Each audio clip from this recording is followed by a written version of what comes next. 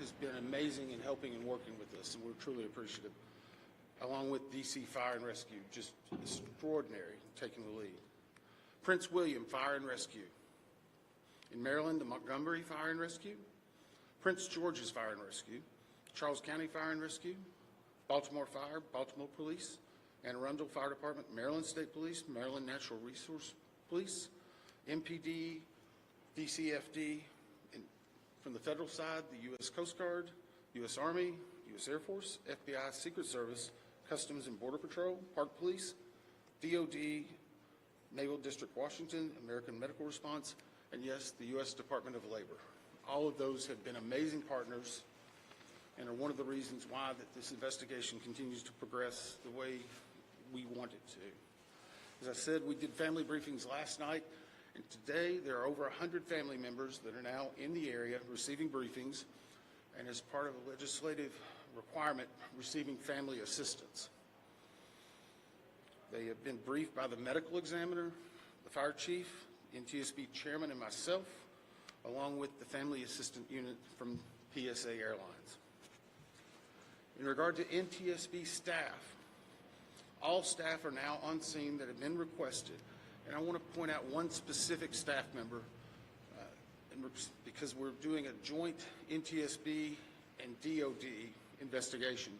The NTSB actually has a Black Hawk certified pilot on staff, on our personal staff, based out of Alaska. Once we realized the dynamics and the intricacies of the Black Hawk, we have brought that member in. They are on scene now, providing direct technical assistance to the NTSB. Now, it does not mean that the DOD is not working and helping with us, but in order to maintain our independence, we have our own Black Hawk certified pilot in the working group for helicopters. Regarding salvage at this point, the Navy Supervisor of Salvage is conducting salvage operations at the current time. Barges are en route from Virginia Beach, and we anticipate them to be on scene early tomorrow morning. After their arrival, they will be secured and located, and then significant salvage operations will continue. They are ongoing right now, but this will be the main lifting. It's being done in conjunction with the DC Medical Examiner's Office in order to make sure simultaneously that any additional victims are recovered and immediately turned over to them for identification and return to their families. SUPSAL, which is the Supervisor of Salvage, is also conducting a debris mapping right now. This will help in our post-accident analysis of how the machine actually reacted to the incident. It'll also help us with understanding some of the airworthiness and crashworthiness and human factors. We have right now two distinct debris fields. One that houses the Sikorsky, which is in comparison to the CRJ, a little bit smaller. The CRJ is in another distinct area, and we consider a little bit larger. The good news is, based upon the initial mapping, while there are some small aspects of that debris field, there are large chunks that will be easily recoverable, and it will aid in the investigation when we bring it into the secured facility that will be located here on MWA. That will help us in the close proximity to be able to review and evaluate. Yesterday, we outlined for you a number of groups that have been stood up. A few of them in particular I want to call out, although every one of them have been working very hard. For your edification, the ATC group, Air Traffic Control, has been conducting interviews today. They're ongoing tonight. They will be ongoing for probably the next few days. We've had full cooperation in getting the witnesses that we need to gain those interviews. We will then take that information and match it with other data that we're receiving, and if necessary, conduct follow-up interviews at a later time. Our operations group now has on site an exemplar airplane similar to the CRJ 700. It's on a hard stand here at MWA. They will use that to evaluate cockpit configuration, seating, things like that. So whenever the salvage comes up, we're able to use an exemplary aircraft to match it against examples such as where maybe switches are, navigational aids, electronics. It is almost the exact same configuration as the incident aircraft. I want to clarify one thing. There's been a lot of questions and discussion regarding manifest. Let me make this very clear. The NTSB will not and has not released a manifest. We have not in our history, not in our past. We will not be in this accident. In fact, there's specific congressional language that whenever it is in our possession, it is not available through the Freedom of Information Act. It will not be included in our report. We will not be putting any names of any of the victims.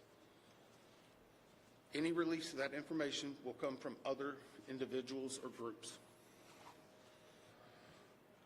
Regarding the recorders, as many of you saw last night, we recovered from the CRJ 2 separate recorders. One was a FDFR, that is a flight data recorder, FD. That was actually in what we consider good condition. As part of that process, it was soaked in alcohol overnight. It was then opened today, and we have a high level of confidence that we will be able to get a full download in the very near future. Now, once we do have that download, we will not be releasing immediately the information regarding it. We will have to go through, correct the data sets, make sure they're synchronized. This has approximately up to possibly 2,000 data points. Is that right, Bryce? So all of that has to be synchronized and looked at. It's a very laborious practice. It takes a lot of time.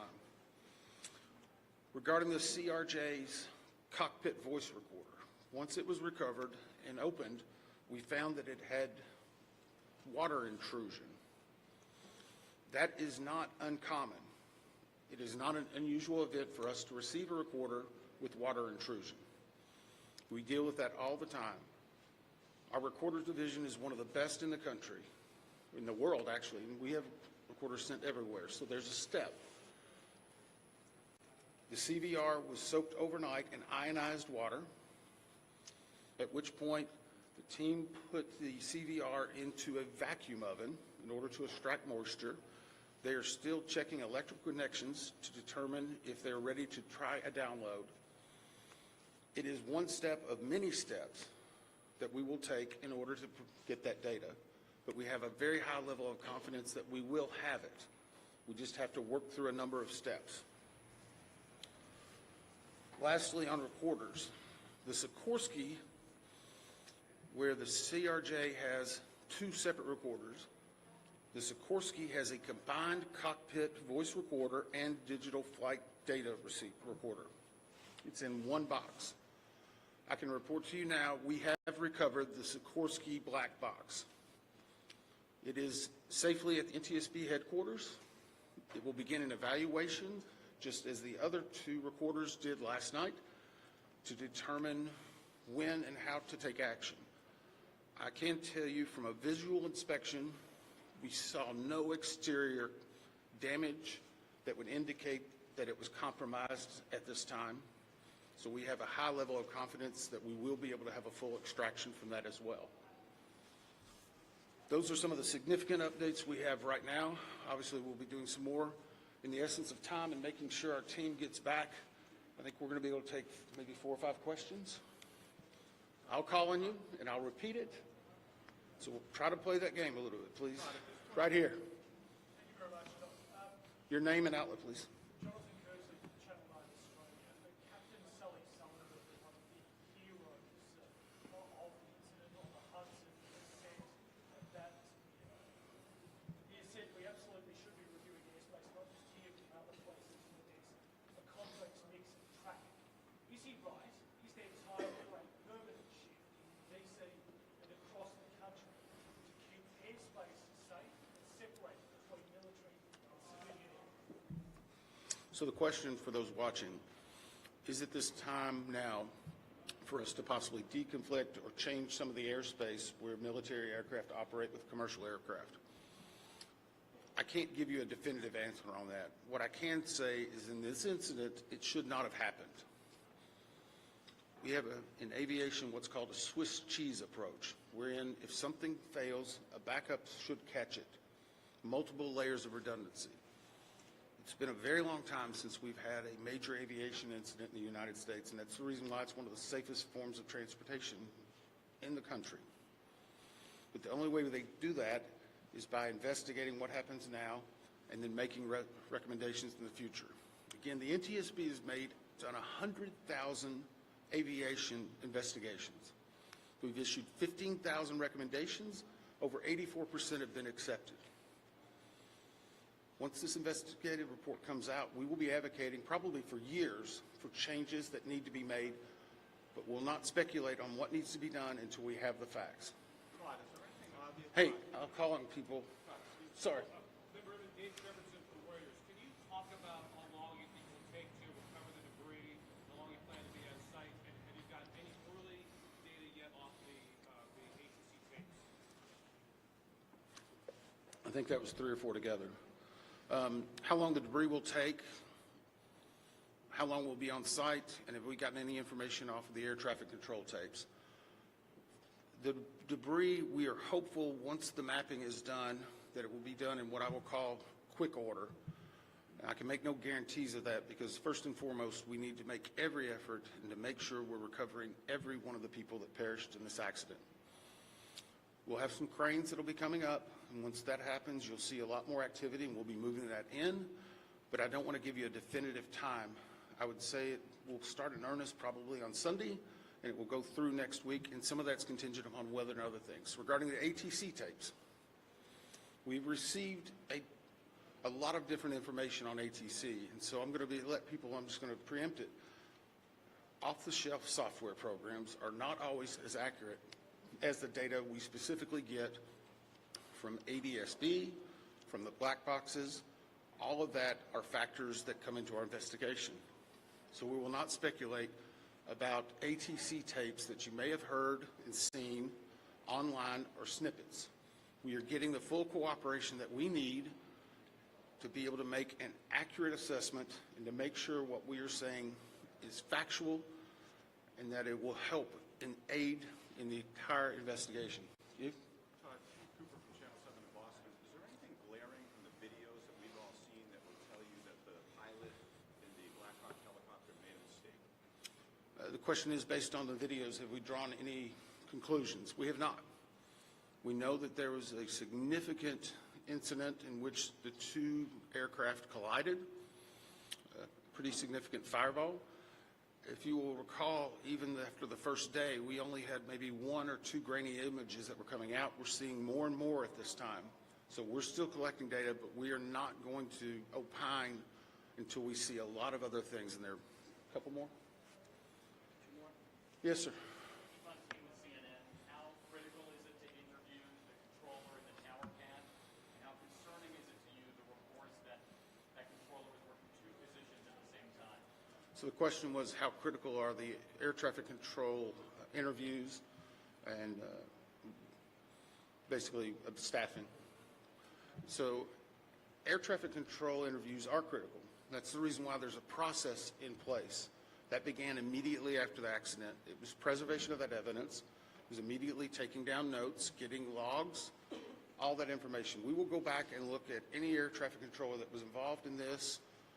We'll go back and look at their past probably 72 hours, even 2 or 3 weeks. We'll look at their training, their hiring, everything, what they probably ate that day. But it is not one point that tells us everything.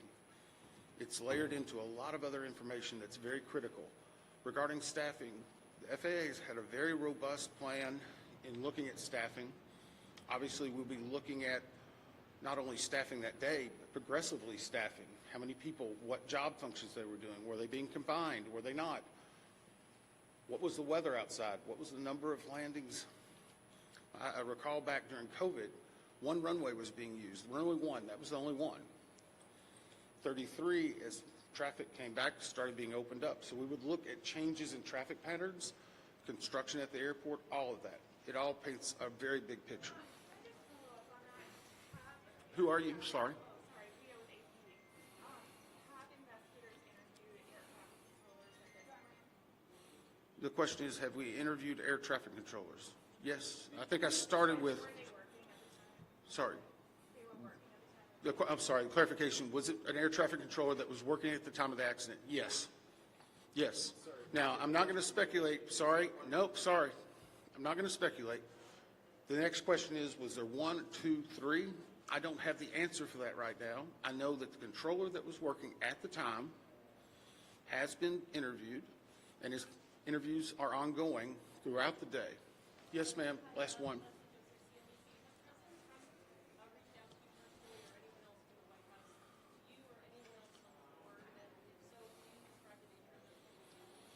The question is anyone from the White House reached out to me or other board members? I won't speak for other board members. I know that the chair did a briefing yesterday. It was publicly discussed and gave some information.